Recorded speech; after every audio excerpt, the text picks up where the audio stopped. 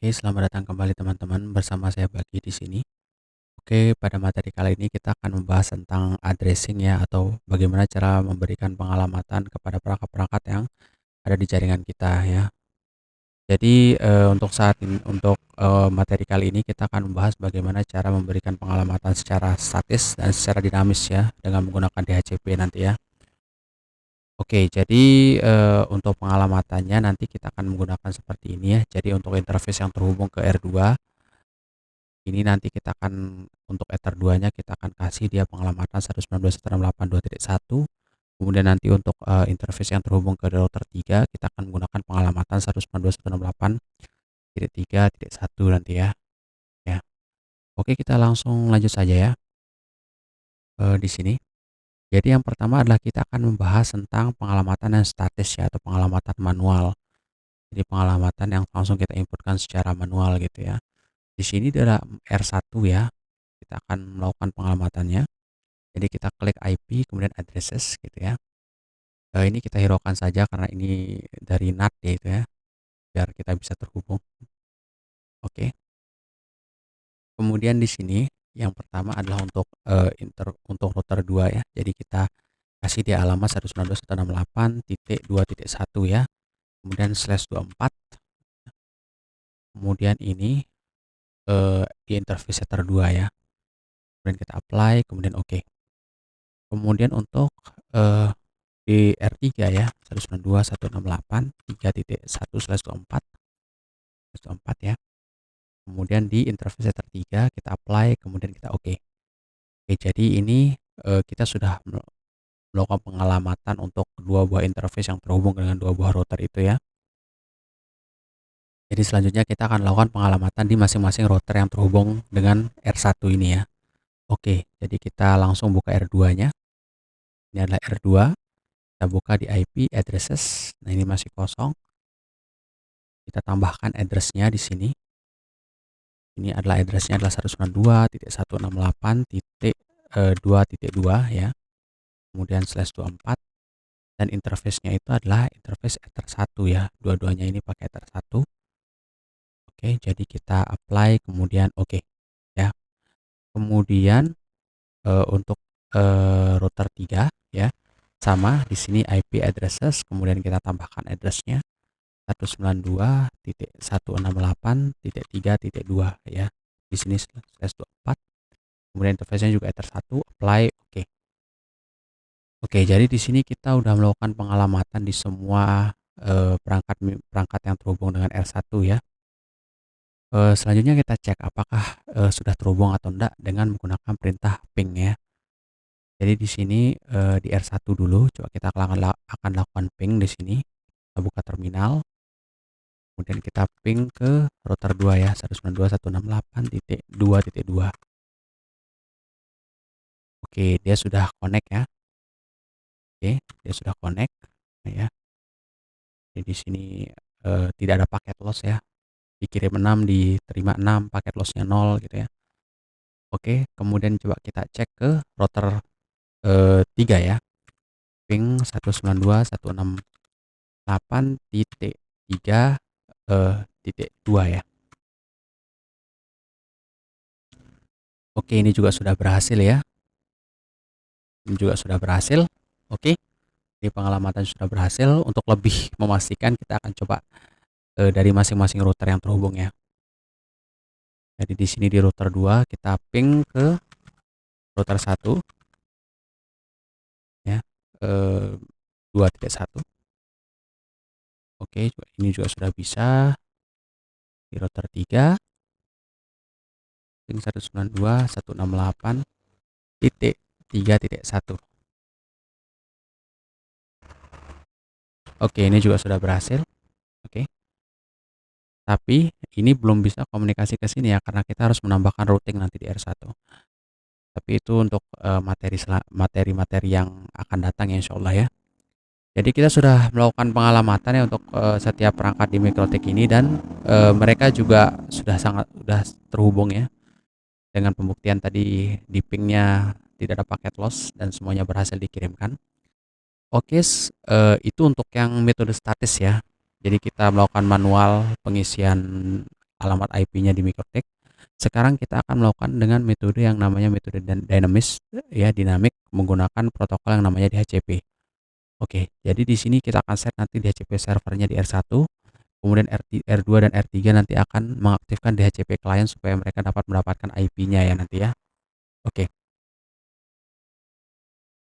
Oke, jadi di sini pertama-tama eh, kita hapus dulu ya alamat pengalamatan statis di router 2 dan router 3 ya, di addresses, kemudian kita hapus, kemudian di R3 juga sama, addresses, kita hapus. Oke.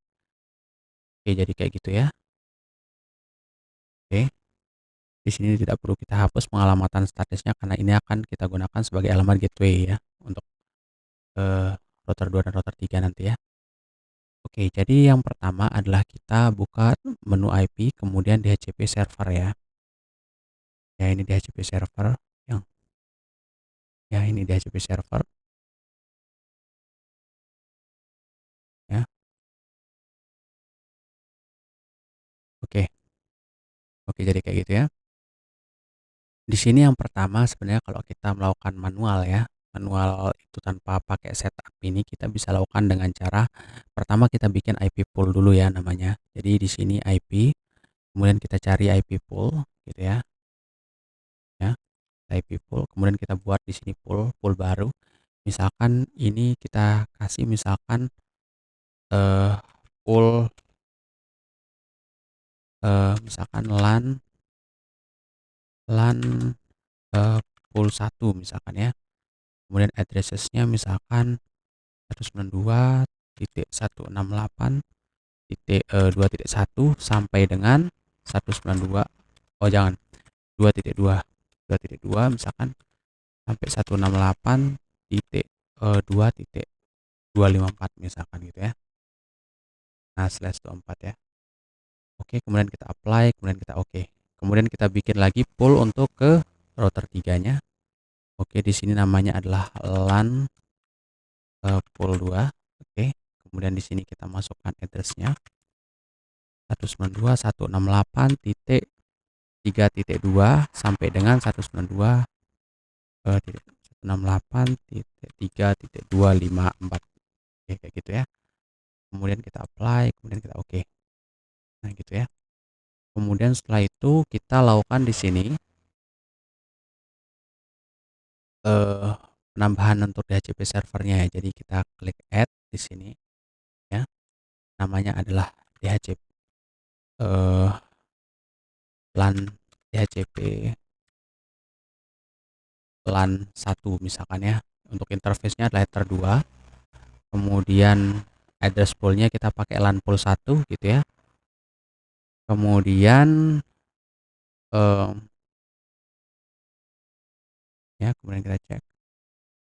Oke, gitu ya. Kita klik apply. Oke. Oke. Kemudian kita tambahkan lagi untuk servernya di sini. Namanya adalah DHCP LAN 2. Oke. Kemudian di sini interface-nya adalah header 3. Kemudian pakai address pool yang LAN pool 2. Oke, kayak gitu ya. Kemudian kita apply dan kita oke. Kemudian setelah itu di network kita tambahkan ya. Jadi di network sini tambahkan di sini 192.168.2.0 ya. Kemudian /24. /24. Kemudian gateway-nya di sini adalah 192.168.2.1 ya untuk alamat router R1 ini ya. Kemudian kita ya DNS servernya kita pakai yang 8 DNS Google aja.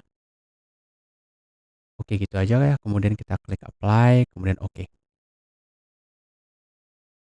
Oke, kita tambahkan lagi di sini 192.168.3.0/24 ya. Kemudian ini gateway-nya adalah 192.168.3.1 ya.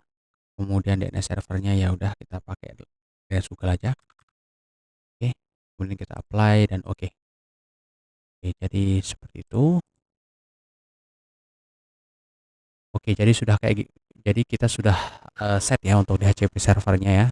Sekarang kita tinggal, meng-share untuk DHCP client untuk masing-masing routernya terhubung dengan R1 ya. Jadi pertama di R2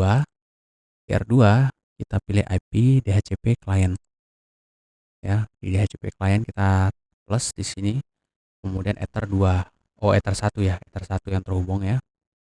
Ether 1 kemudian kita apply.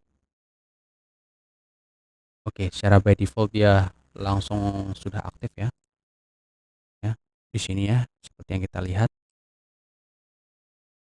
Ya, seperti yang kita lihat dia dapat IP 192.168.2.254. Jika ini tidak langsung muncul ya seperti ini, bisa langsung di sini ditambahkan ya. Kemudian nanti interface yang terhubung dengan DHCP servernya ya, seperti itu. Kebetulan ini sudah aktif ya, karena default config-nya itu. Kemudian untuk di R2 kita cek ya, R3 maksudnya kita cek di DHCP client. Nah, kita coba plus di sini, kemudian apply, kemudian oke. Nah, dia udah dapat langsung IP ya. Di Ether 1 dia dapat IP 3.254. Oke. Jadi kedua router yang terhubung dengan R1 ini sudah dapat IP secara dinamik ya, secara dinamis gitu ya. Oke, kita coba lakukan ping ya ke router 1 ya. Ping 192.168.3.1. Oke, sudah terhubung ya. Kemudian di R2 kita ping ke R1. Jadi di sini ping 192.168.2.1. Oke. Oke, jadi kayak gitu ya untuk pengalamatan secara dinamis menggunakan DHCP. Jadi di sini kita sudah membahas dua buah metode untuk melakukan pengalamatan di Mikrotik ya. Jadi di yang pertama kita pakai statis tadi ya.